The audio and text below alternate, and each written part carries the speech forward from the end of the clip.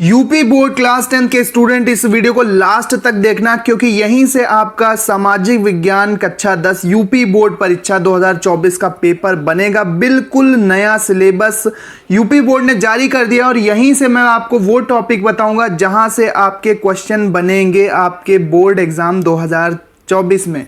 तो वीडियो को लाइक कर दो और एक अच्छा सा कमेंट लिख दो कि आप ये वीडियो यूपी के कौन से डिस्ट्रिक्ट, कौन से ज़िले से देख रहे हो। अपने गांव या अपने शहर का नाम कमेंट में ज़रूर लिखना। तो सबसे पहले देखेंगे क्लास 10th सामाजिक विज्ञान एसएसटी का ये सिलेबस, बिल्कुल नया लेटेस्ट सिलेबस जो कि यूपी बोर्ड ने जारी किया है। सबसे पहले हम देखेंगे, यहाँ पर लिखा है कि एक लिखित प्रश्न पत्र होगा जो कि 70 नंबर का होगा और 30 नंबर का प्रोजेक्ट वर्क होता है। 30 नंबर का प्रोजेक्ट वर्क फाइल वगैरह आपके कॉलेज में बनवाई जाती है बच्चों।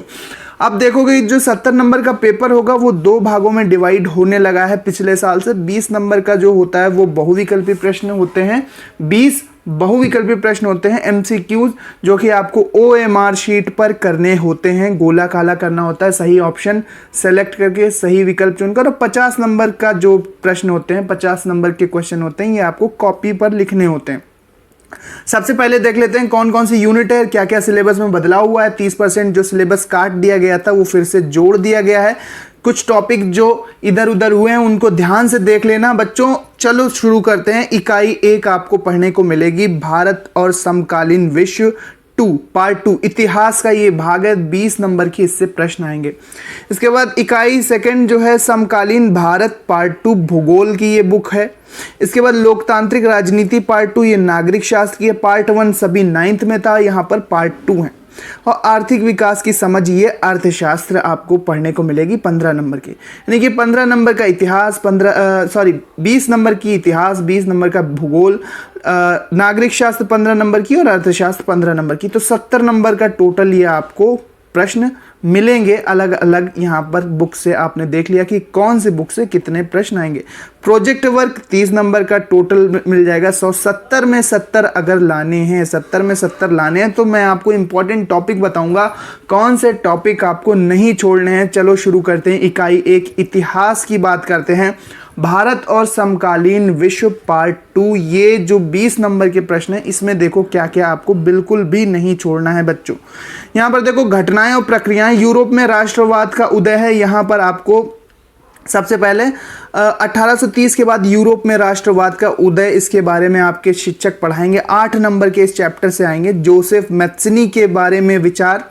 पोलैंड, हंगरी, इटली, जर्मनी और ग्रीस आंदोलन की सामान्य विशेषताएं। ध्यान से देखो, ये देश हैं अलग अलग, पोलैंड, हंगरी, इटली, जर्मनी और ग्रीस। यहाँ पर जो आंदोलन हुए थे, जो राजनीतिक आंदोलन हुए थे अलग अलग, उनकी सामान्य विशेषताएं क्या हैं, कॉमन बातें कौन सी हैं इन सभी आंदोलनों की, ये आपको बताया जाएगा। भारत में राष्ट्रवाद, अब भारत में राष्ट्रवाद पढ़ाया जाएगा तो इसमें प्रथम विश्व युद्ध का प्रभाव क्या हुआ, खिलाफत आंदोलन, ये आंदोलन वो हैं जो हमारे देश भारत में, हमारे देश इंडिया में हुए। असहयोग आंदोलन एवं विभिन्न आंदोलनों के मध्य विचारधाराएं। नमक सत्याग्रह जो गांधी जी द्वारा चलाया गया था, ये आपको तैयार करना चाहिए। बहुत अच्छा टॉपिक है, यहाँ से क्वेश्चन आते ही आते हैं। जनजातियाँ कौन कौन सी हैं हमारे भारत देश में, अलग अलग क्षेत्रों में, अलग अलग राज्यों में अलग अलग जनजातियाँ पाई जाती हैं। श्रमिकों एवं किसानों के आंदोलन।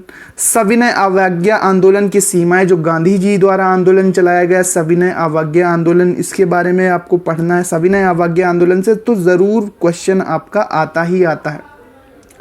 इसके बाद यहाँ पर आप देखोगे सामूहिक अपनत्व की भावना, सामूहिक अपनत्व की भावना। इसके बाद खंड दूसरा जो है यहाँ पर इतिहास वाले ही पार्ट में, यहाँ पे देखो भूमंडलीकृत विश्व का बनना। पूर्व आधुनिक विश्व क्या था, 19वीं शताब्दी की अर्थव्यवस्था, उपनिवेशवाद की परिभाषा याद करना बच्चों।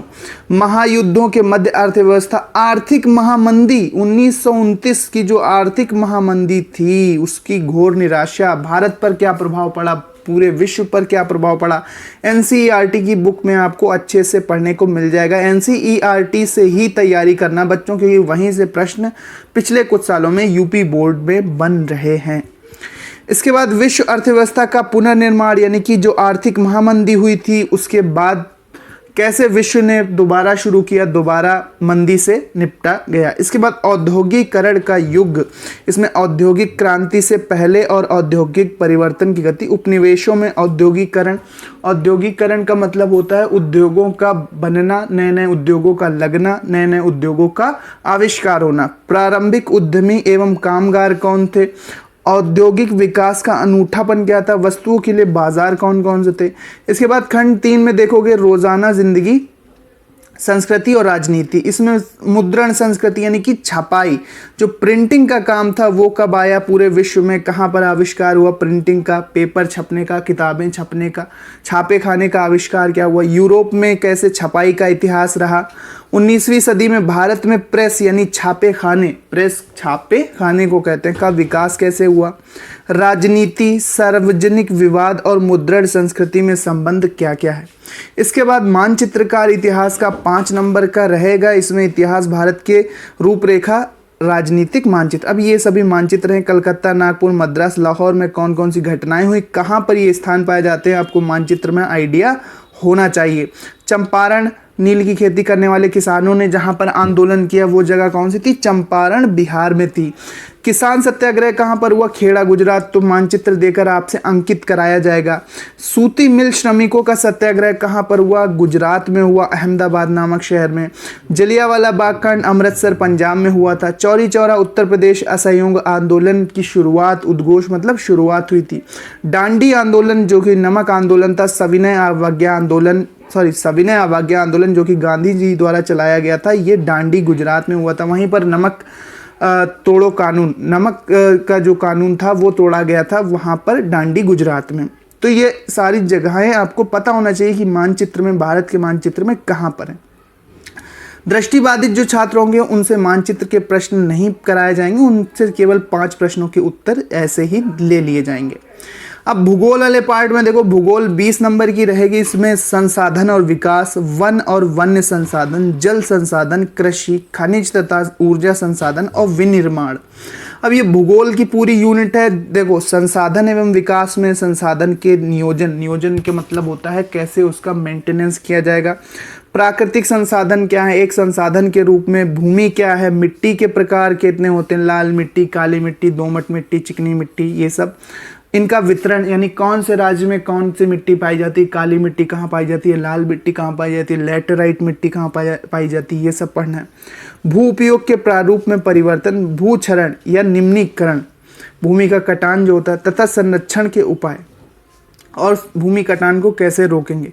और वन एवं वन्य जीव संसाधन, भारत में वनस्पति जगत कौन सा, कितने प्रकार के हमारे यहाँ वनस्पतियाँ पाई जाती हैं, जो बोटेनिकल फ्लोरा है वो, और जो जूलॉजिकल फ्लोरा है, कौन कौन से जीव पाए जाते हैं, कहाँ कहाँ पर पाए जाते हैं, कहाँ पर कौन से जीव अधिक पाए जाते हैं, कहाँ पर कौन से पौधे अधिक पाए जाते हैं, इसका ये मतलब है। भारत में वन और वन्य जीवन का संरक्षण और समुदाय एवं वन संरक्षण, यानी वनों को कैसे संरक्षित किया जाए, उनकी कटाई से उनको कैसे संरक्षित किया जाए। इसके बाद जल संसाधन में संसाधन कौन कौन से हैं? कुआं है, नलकूप है, हैंडपंप है, भूमिगत जल है, ये सभी हैं। उपयोग क्या है? बहुउद्देशीय परियोजनाएं कौन सी हैं, बांध कौन कौन से हैं, जल दुर्लभता क्या है, संरक्षण कैसे करेंगे, इसका प्रबंधन कैसे किया जाता है, वर्षा जल संचयन, एक केस स्टडी आपको पढ़ाई जाएगी। कृषि के प्रकार, मुख्य फसलें, सीढ़ीदार खेती, ठीक है, नॉर्मल खेती, शस्य प्ररूप, तकनीकियाँ क्या क्या हैं, कौन कौन सी टेक्नोलॉजी कृषि में आ गई, संस्थागत उनका सुधार, उनका प्रभाव। इसके बाद इकाई 2 में देखोगे तो खनिज तथा ऊर्जा संसाधन, इसमें खनिज कितने प्रकार के होते हैं, इनका वितरण कहाँ कहाँ पर है, देखिए कौन से राज्य में कौन से खनिज पाए जाते हैं, ठीक है। मानचित्र पर वितरण, खनिजों के उपयोग तथा आर्थिक महत्व, संरक्षण, ऊर्जा संसाधनों के प्रकार, परंपरागत और गैर परंपरागत वितरण, ये ज़रूर टॉपिक याद करना। इसके बाद उपयोग एवं संरक्षण। इसके बाद विनिर्माण उद्योग में देखो, विनिर्माण उद्योग में प्रकार, इनकी अवस्थितिक वितरण, राष्ट्रीय अर्थव्यवस्था पर इनका योगदान, जो निर्माण किया जाता है अलग अलग वस्तुओं का, उसी को विनिर्माण कहते हैं। औद्योगिक प्रदूषण तथा पर्यावरण निम्नीकरण, यानी कि जब विनिर्माण होगा चीज़ों का तो प्रदूषण भी फैलेगा और पर्यावरण का निम्नीकरण भी होगा, क्वालिटी पर्यावरण की कम होगी। राष्ट्रीय अर्थव्यवस्था की जीवन रेखा, संचार के साधन क्या हैं, परिवहन के साधन क्या हैं, इनके महत्व क्या हैं। संचार मतलब सूचना को एक स्थान से दूसरे स्थान तक पहुंचाने की जो प्रक्रिया होता है उसे संचार या कम्युनिकेशन कहते हैं। परिवहन ट्रांसपोर्टेशन कहते हैं। एक स्थान से दूसरे स्थान तक जाने के लिए कौन कौन से साधन है? बस है, रेल है, हेलीकॉप्टर है, हवाई जहाज़ है, एरोप्लेन है, ट्रेन है, ये सभी है। ये कौन कौन से साधन हैं? अब यहाँ पे संचार के साधन क्या है? कंप्यूटर है, टेलीविज़न है, स्मार्टफोन है, फैक्स है, ईमेल है, ये सारी चीज़ें हैं। व्हाट्सएप है, इंस्टाग्राम है, ये सारे संचार के साधन आजकल इंफॉर्मेशन टेक्नोलॉजी में चलते हैं। इसके बाद व्यापार क्या है, पर्यटन क्या है, मानचित्र कार्य, फिर भूगोल में मानचित्र कार्य में आपको आइडिया होना चाहिए। भारत संसाधन विकास, ये सभी देखो आप अच्छे से। इसके बाद बांध कौन कौन से? सलाल, भाखड़ा नागल, टेहरी, राणा प्रताप सागर, सरदार सरोवर, हीराकुंड और नागार्जुन तुंगभद्रा नदियों के साथ की कौन सी नदी पर कौन सा बांध है, आपको भारत के मानचित्र पर ये चीज़ अंकित करनी होगी। ठीक है, तो आइडिया होना चाहिए कि कहाँ पर कौन सा है। अध्याय 4 देखो, कृषि केवल पहचान। चावल एवं गेहूं की प्रमुख क्षेत्र कौन कौन से हैं? प्रमुख सबसे बड़े उत्पादक राज्य कौन से? गन्ना यूपी में होता है, चाय असम में होती है, कॉफ़ी कहाँ पर होती है, रबड़ कहाँ पर होती है, जूट कहाँ पर होती है, किस राज्य में प्रमुखता से ये फसलें होती हैं, ये आपको बात पता होनी चाहिए।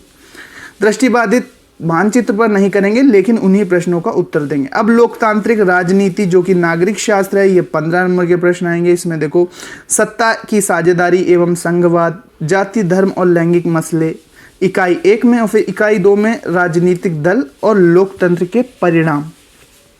इसमें ये जो अंदर टॉपिक आपको दिख रहे हैं ये सभी पढ़ने हैं। सत्ता की साझेदारी में देखो, लोकतांत्रिक देशों में सत्ता की साझेदारी क्यों और कैसे, कैसे लोकतंत्र में सत्ता की साझेदारी होती है, कैसे गठबंधन होते हैं, कैसे सरकारें बनती हैं, कैसे शक्ति का संघीय विभाजन, राष्ट्रीय एकता क्या है, ठीक है, किस सीमा तक विकेंद्रीकरण ने इस उद्देश्य की पूर्ति की है, लोकतंत्र किस प्रकार से, लोकतंत्र की 3 विशेषताएं जरूर याद कर लेना, हर बार प्रश्न आता है। 3 विशेषताएं आपको याद करनी है लोकतंत्र की।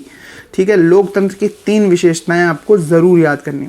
जाति धर्म और लैंगिक मसले में क्या लोकतांत्रिक व्यवस्था में विभाजन नियत है? जाति का राजनीति का जाति पर क्या प्रभाव पड़ रहा है, किस प्रकार से लैंगिक भिन्नता भेद ने राजनीति को प्रभावित किया, किस प्रकार सांप्रदायिक विभाजन लोकतंत्र को प्रभावित करता है। इसके बाद देखो, इकाई 2 में राजनीतिक दल है, प्रतियोगिता और प्रतिवाद, तो संघर्ष होता है अलग अलग पार्टियों में, राजनीतिक दलों की क्या भूमिका होती है, भारत के प्रमुख राष्ट्रीय दल कौन से, क्षेत्रीय दल कौन से, राष्ट्रीय दल कांग्रेस है, बीजेपी है, और जो क्षेत्रीय दल हैं समाजवादी पार्टी, बहुजन समाज पार्टी, आप पार्टी, इसके बाद हो गए तृणमूल कांग्रेस, बहुत सारी क्षेत्रीय पार्टियां जो अलग अलग राज्यों में फैली हुई हैं। अध्याय 5 में लोकतंत्र के परिणाम, क्या लोकतंत्र को उसके परिणामों से आकलित किया जा सकता है? तो पहले तो सबसे लोकतंत्र की परिभाषा समझो कि लोकतंत्र होता क्या है, ये परिभाषा याद करना, फिर उसकी 3 विशेषताएं याद करना कि जनता के द्वारा जनता के लिए जनता का शासन लोकतंत्र कहलाता है। अब्राहम लिंकन की जो परिभाषा है, सबसे सिंपल आप समझ सकते हो कि लोकतंत्र होता क्या, जहाँ पर वोटिंग का अधिकार सबको होता है और जो जनता चाहती है उसी की सरकार बनती है और वही देश को चलाते हैं।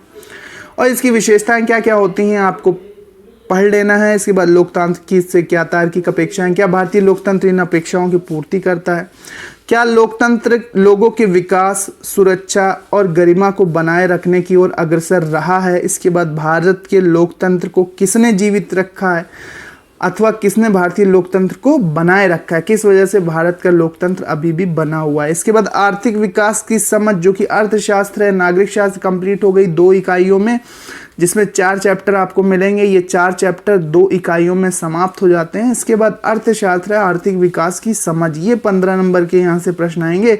इसमें सबसे पहले देखो विकास, भारतीय अर्थव्यवस्था के क्षेत्रक, मुद्रा तथा साख। इसमें देखो विकास क्या है, इसकी परंपरा क्या है, राष्ट्रीय आय क्या है, प्रति व्यक्ति आय क्या है, आय और अन्य लक्ष्य क्या हैं। इसके बाद औसत आय क्या होती है, आय और अन्य मानदंड, शिशु मृत्यु दर, विकास की धारणा, सबकी परिभाषा याद कर लेना। शिशु मृत्यु दर, औसत आय क्या है, ठीक है, प्रति व्यक्ति आय क्या है, राष्ट्रीय आय क्या है, सबकी परिभाषा और उदाहरण।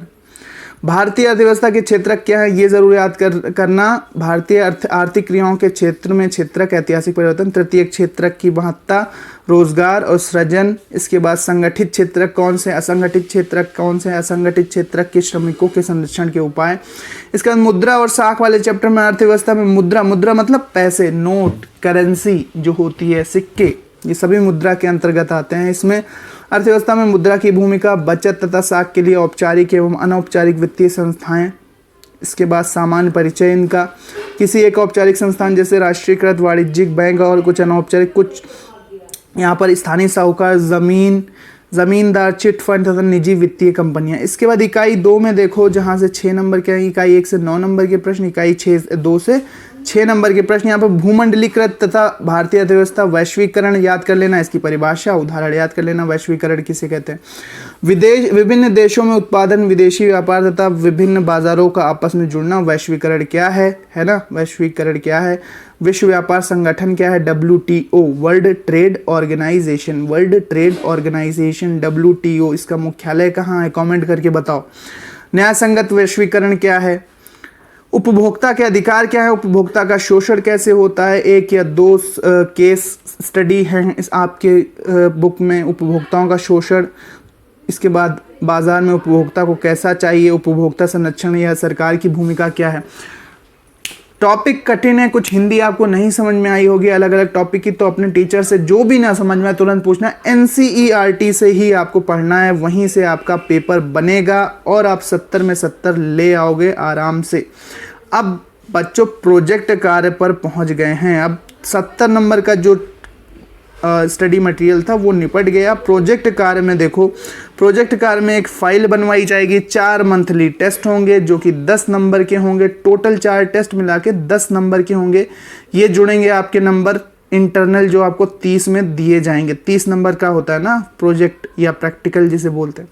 तो उसकी फाइल बनेगी। प्रोजेक्ट के लिए अलग अलग टॉपिक आपको यहाँ पर मिल जाएंगे। 4 टेस्ट देखो, एक टेस्ट अगस्त में होगा, एक आंतरिक मूल्यांकन अगस्त में होगा 10 नंबर का, 1 दिसंबर में होगा प्रोजेक्ट कार्य और गतिविधि, और 4 जो मासिक टेस्ट हैं, मासिक परीक्षाएं हैं। यहाँ पे देखो 4 मासिक परीक्षाएं हैं। मासिक परीक्षाओं का मतलब 1 महीने में 1 टेस्ट लिया जाएगा। सबसे पहला टेस्ट बहुविकल्पी प्रश्नों पर होगा, यह मई में होगा। द्वितीय टेस्ट वर्णात्मक यानी लिखना होगा उत्तर कॉपी पर, यह जुलाई में होगा। तृतीय मासिक परीक्षा MCQ पर होगी, यह नवंबर में होगी। और चतुर्थ मासिक परीक्षा वर्णात्मक प्रश्नों पर दिसंबर में। जो नवंबर में होगी वो भी बहुविकल्पी प्रश्नों पर होगी। 4 ऑप्शन दिए होंगे, एक सेलेक्ट करके OMR शीट पर गोला काला करना है। तो ये पूरा आपका सिलेबस है। एक सेकेंड, हाँ, ये पूरा आपका सिलेबस है। 4 मासिक परीक्षाओं का पूरा योग 10 होगा। तो प्रोजेक्ट के लिए चिंता मत करना, थ्योरी अच्छे से तैयार करो। प्रोजेक्ट का टॉपिक आपको मिल जाएगा, फाइल वगैरह बनी जाती है अच्छे से। 30 में 30 मिलने की संभावना बनेगी। थ्योरी में अगर आप अच्छे से टीचर का साथ दोगे, टीचर से पूछोगे क्वेश्चन, उनसे समझने की कोशिश करोगे, तो आपसे इंप्रेस होकर 30 में 30 नंबर आपको देंगे। प्रोजेक्ट में आपकी हेल्प करेंगे वो, और आपको अच्छा बच्चा समझ के 30 में 30 नंबर देंगे। बस 70 में 70 लाने की कोशिश करो। तो इस सिलेबस के अकॉर्डिंग अपनी तैयारी करो। इस सिलेबस का जो PDF है वो हमारे टेलीग्राम चैनल पर मिलेगा।